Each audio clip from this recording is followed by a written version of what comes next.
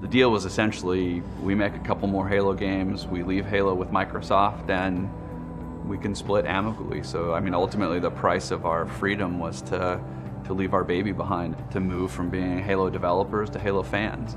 Having to leave Halo behind because we left Microsoft, it's kind of a high price, but that's the price of the next thing that you're going to give birth to. That's going to be a seminal moment for the studio.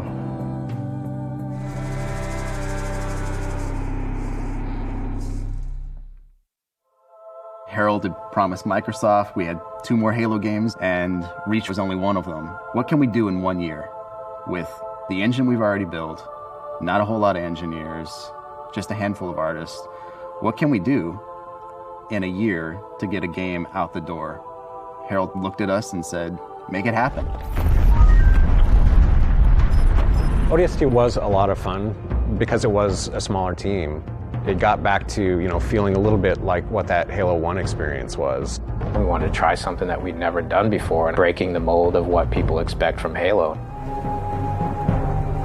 Even faced with making a game in a year, we couldn't just kick something out. We wanted to make it different. We wanted to tell an interesting story in a new way.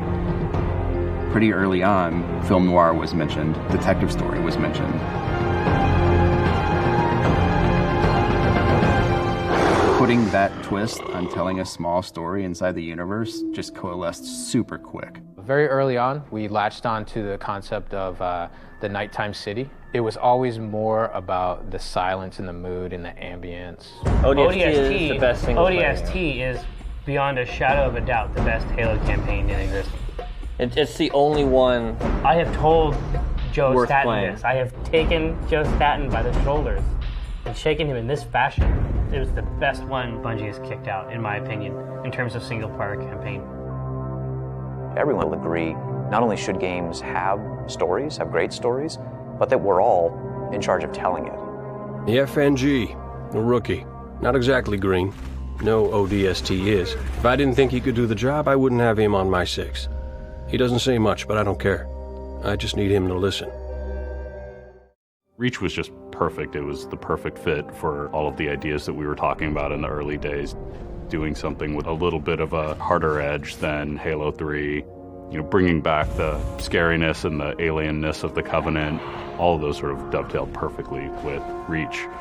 I think Halo Reach was the game we were trying to make from the beginning. Reach is having so much to it. The campaign and the co-op and the DLC and the firefight. I mean, there's just so many elements to these games now.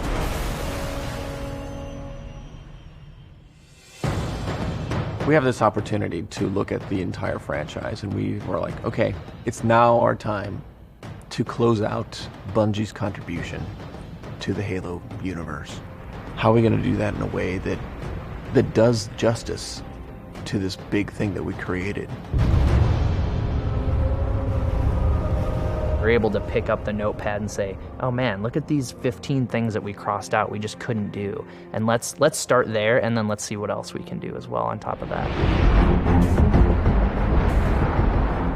Having a rich online experience, a rich set of services that we'd written ourselves, bring deeper immersion into our campaign and our cinematics. Mocap became integral into all of our gameplay animation systems. If you look back on the whole series, our animation system actually had pretty much been the same. We hit this point where we just said to ourselves, I think it's time now to take animation into that next generational leap. We had to figure out how to create high-res models, approaching the art from a whole different point of view. Like with Reach, it was, let's make it much grungier and dirtier, like these guys have been in the shit. We wanted to pull the helmets off all the Spartans, and we wanted to get to know each one of those Spartans up close and personal. They needed to be human. Reach has been good to me. Time has come to return the favor. Don't deny me this. Really make sure they conveyed that emotion. You see that literally on their faces. You want to know if we're losing? I know we're losing. I want to know if we've lost. Reach was the ultimate Halo game. The biggest Halo game we had ever made, the most exciting Halo game we had ever made. It was absolutely liberating to no longer be tied to the storylines from Halo 1, 2, and 3, to sort of know that we were making a standalone.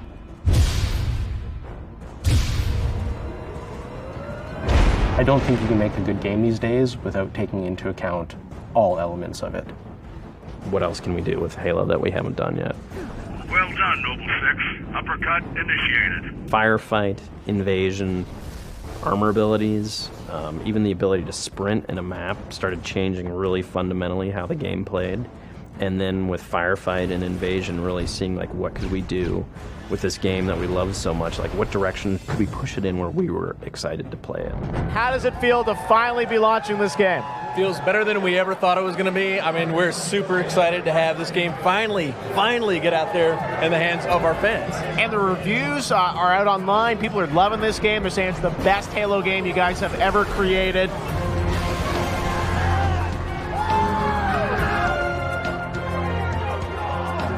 The last 10 years have been a whirlwind of creative construction of an amazing universe, building huge teams, nearly burning out a couple times, and ultimately leading to something like Halo Reach that, to me, was all of the right things put together. Like, that was a great way to end the Halo series.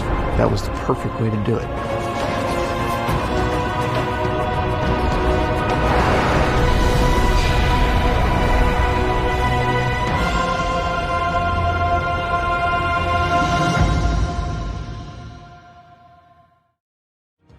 I wanted to make sure that the fans know that we did Halo because we wanted to do Halo, and we did the ODST because we wanted to do ODST, and we did Reach because we wanted to do Reach.